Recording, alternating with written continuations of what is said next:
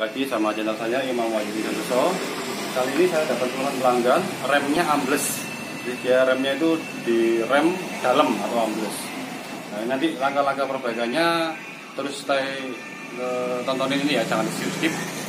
Saya adalah pengecekan master rem dan booster rem. Ini ya, ini master rem yang ada recall itu. Tapi mobil ini saya lihat tidak termasuk recall PLB. Dan booster remnya, dilihat master remnya ada bekas bocor apa enggak di rumah bodi booster rem. Nah, kalau kita lihat ini sih enggak ada bocor. Biasanya kalau ada yang bocor nanti saya tampilkan fotonya. Dia di sini tuh catnya itu melepuh karena kena minyak rem. Jadi itu menimbulkan dia remnya ambles karena master ini bocor atau remnya keras. Ya ini oke. Tapi nanti untuk memastikan keselamatan pelanggan, saya akan lepas baut 12-an master ini. Saya akan kasih tisu atau kertas buat memastikan ini master remnya rembes apa enggak. Ya. Ikuti terus ya, jangan di skip biar detail ya. Ya, yang terutama ya remnya 4 roda ya dibongkar. Ini pelepasan rem. Jangan lupa di jack stand ya guys ya, di jack stand. Dan untuk safety, jangan toker aja, kalau tokerannya nanti nyeplos bahaya.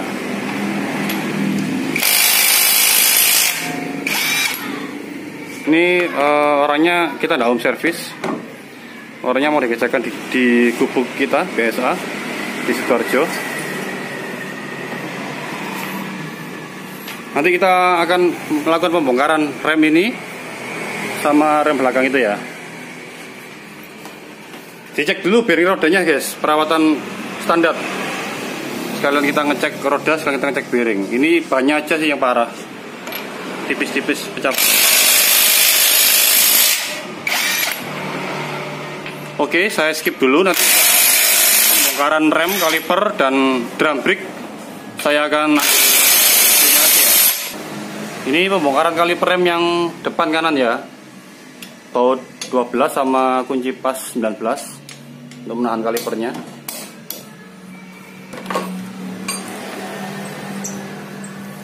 Oh, dipandu Mas Dimas ya, saya membersihkan yang lain biar cepat pekerjaannya guys. Tolong dipandu ya Mas Dimas ya. Ya. Jadi kita lepas baut kaliper belakang 12-an bautnya ya. Jadi yang fungsinya passing 19 itu untuk nahan ini pin kaliper. Kali kalau kita langsung lepas 12-an ini, nah ditahan pin kalipernya ini, itu puter deh. Jadi kita nggak akan bisa lepas. Nah ini nahannya tadi. Ini Mas, apa butir sama pistonnya Mas? Ya. Terus yang diperhatikan itu bocoran itu boot piston ini piston. Kalau kondisi yang paling parah itu minyak remnya itu kelihatan ini basah, boot pistonnya ini basah. Terus untuk tanda-tanda awal biasanya sebelum parah dia itu sobek dulu, jadi ada sobekan, kan kelihatan kalau sobek itu gimana bentuknya. Nah ini untuk kondisi boot piston masih oke. Terus untuk kondisi kemacetan rem juga bisa dari pin kaliper, boot pinnya ini oke, nggak ada yang melar, nggak sobek. Terus gerak bebas pin kalipernya oke, atas bawah. Untuk kondisi kampas rem juga masih tebal, ini masih oke. Ini mobilnya matic ya, jadi kalau sana berputar, yang ini juga ikut berputar karena ini transmisinya di posisi P. Untuk kampas sendiri, mengetahui dia tipis atau tebal itu bisa dilihat dari kondisi fisiknya. Ini besi, yang ini bagian kampasnya. Ini ada limit untuk mengetahui cara kapan dia habisnya. Kalau dia udah garis sama garis limit besinya ini, otomatis kita lihatnya dia ada mulai saya akan ganti karena dia udah tipis ini.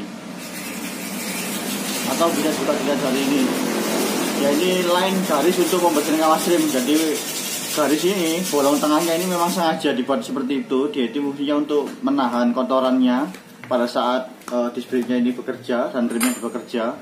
Jadi biar kotorannya itu enggak terendap di tengah-tengah ini, biar dia larinya ke tengah sini. Kalau kita bersihkan rem, kita juga bersihkan tengahnya ini. Digosokin terus dibersihkan tengahnya ini, biar dia remnya nggak bunyi. Langsung aja kita gosok.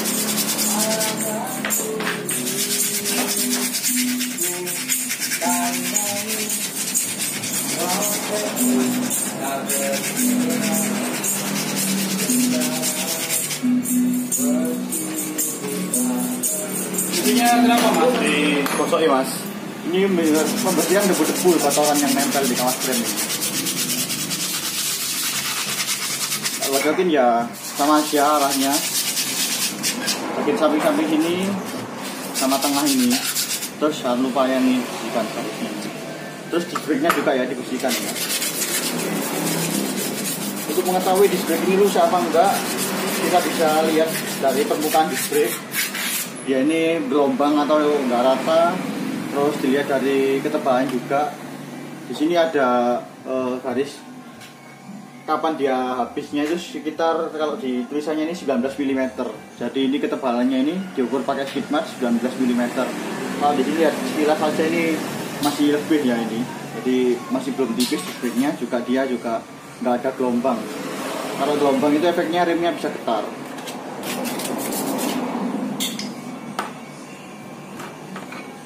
Ini kampas rem, ini ada SIM kampas rem, platnya ini fungsinya untuk meredam bunyi-bunyi biar dia waktu remnya bekerja dia nggak bunyi cetak-cetak gitu. Kalau dia bunyi cetak itu berarti antara kaliper sama kampas rem dia itu gesekannya nggak halus karena langsung ke badan kampas rem, bukan lewat kampas ini, bukan lewat SIM plat.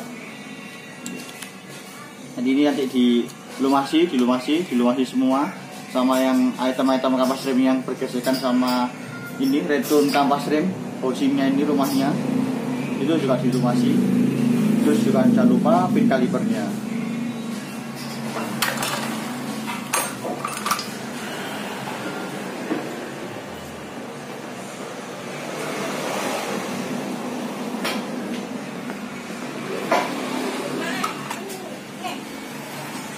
Ya langsung aja lumasi.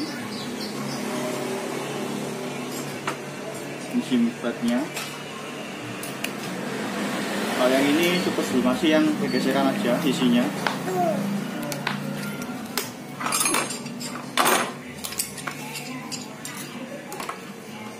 Ini dilumasi fungsinya juga untuk memperlancar gerakannya. Kalau dia nggak dilumasi dia juga seret gerakannya. Kenapa yang bagian dalam tadi stempelnya banyak, tapi yang bagian luar ini cuman ini? Soalnya yang dilumasi itu cukup yang bergesekan saja, yang bersinggungan. Ini juga segini aja, tadi kan full. Soalnya SIM-nya juga kecil ya. Ini SIM-nya untuk piston rem, dia ada 2 penahannya.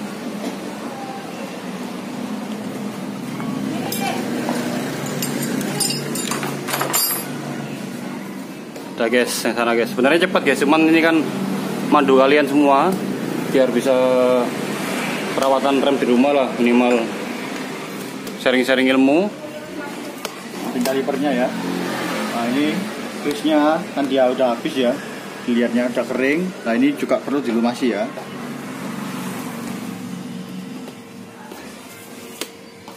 Ini pin kaliper yang atas. Ya, yang paling lihat tadi ini ya, kalau rem ambles itu, ini ada sobek atau bocor apa enggak? Kalau ini bocor, otomatis kan minyak rem keluar dari sini, akhirnya itu ambles guys. Itu yang paling utama, selain master booster rem tadi. Masalah kawas rem juga biasa aja, cuman ini sampingkan karena ada springnya ya ini. Jadi masuknya miring dulu. Jangan terbalik ya, Gini. karena beberapa ada yang kebalik, yang platnya itu ke sini. Jadi yang bagian kayu ini nempel ke disc brake, tapi yang besi ini di bagian luarnya ya, jangan kebalik.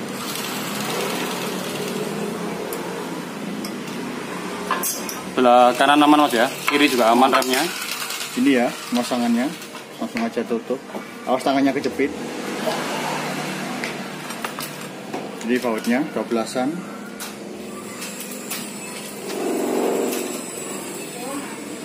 Perawatan rem dilakukan per 10.000 km guys, pembersihan remnya. Kalau penggantian minyaknya itu per 3 tahun maksimal atau 60.000, mana yang lebih dulu. Kalau kalian jarang kuras minyak rem ini sering telat, sering terjadi modulator ABS ini yang pakai modulator itu pasti akan rusak saya sering nangani seperti itu di dealer dulu. Rusaknya ini harganya di atas, kalau mobilnya sekitar 8-10 juta, kalau CRV itu di atas 15 juta kalau tidak salah. Ini harganya murah kok. Kalian kalau bisa ya 2 tahun sekali dikuras minyak remnya. Sekarang yang belakang drum brake ya ini ya. Buat tromol ini kalau kalian ngikutin yang kemarin seperti buat disc brake kemarin ya, itu di track. Ini ada rumah-rumah. Ini baut untuk dimasukin baut 12-an.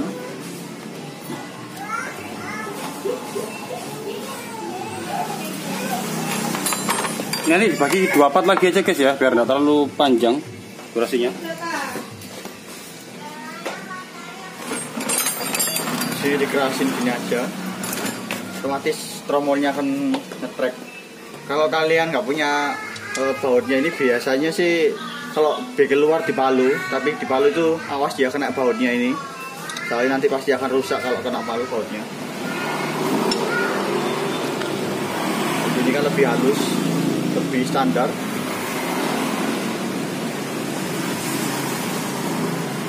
Yang imbang. Kanan kiri harus imbang ya, kalau nggak gitu nanti miring.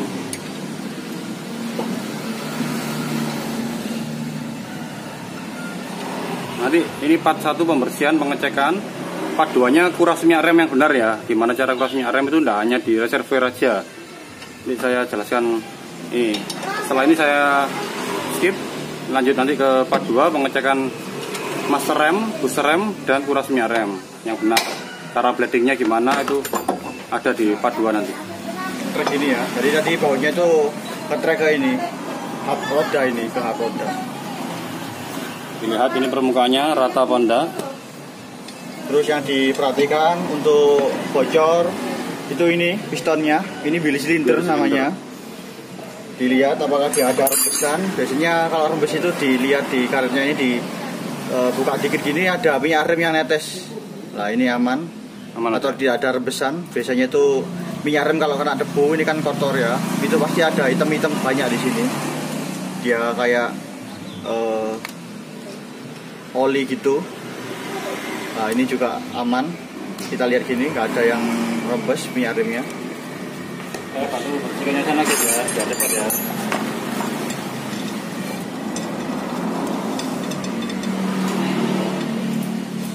Untuk pembersihannya juga mudah untuk tromol yang belakang ini. Kita langsung aja ke kampasnya.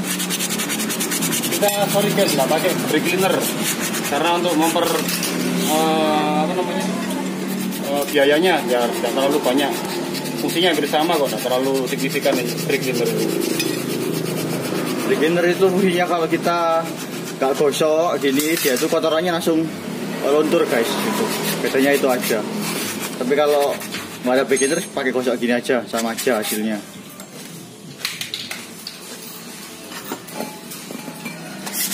Ini juga tromolnya.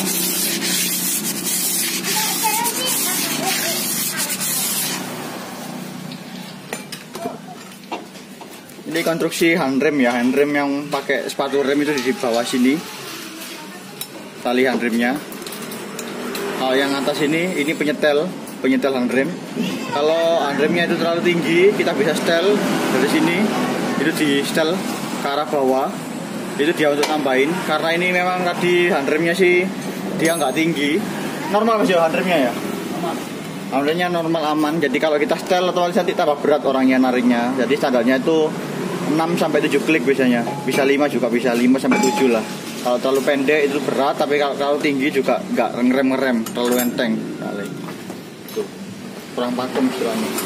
Terus untuk lumasi remnya itu butuh 2 obeng minus ya. Sini, nah ini permukaan kampas rem yang bagian belakang sini, itu dilumasi. Ada 3, ini ya 1 sisinya yang bagian luar, 2, 3, sisanya juga sama bentuknya seperti ini. Cuman kita yang salahnya aja yang agak susah untuk melumasinya. Kalau kalian kesulitan melumasi, biasanya ini untuk orang-orang bengkel luar yang mau cepat itu nggak dilumasi guys. Efeknya sih dia itu untuk pengeremannya kurang halus nanti, karena dia memang kurang pelumasan, jadi agak kasar suaranya.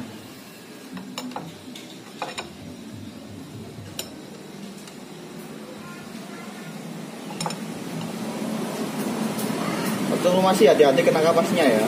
Kalau kapasnya ini kena grease, otomatis dia juga nanti nggak pakem karena bunyi. Ini juga ya, sisinya sama, jadi luar sama dalam itu ada sisinya ini. Kalau yang ini yang nempel ke tromolnya. Kalau udah, ini kalau setel udah setel, kalau enggak ya enggak usah, langsung aja dipasang ya tromolnya. Oke. Lanjut di part 2 guys ya, kurasnya rem dan pengecekan master booster. Terima kasih.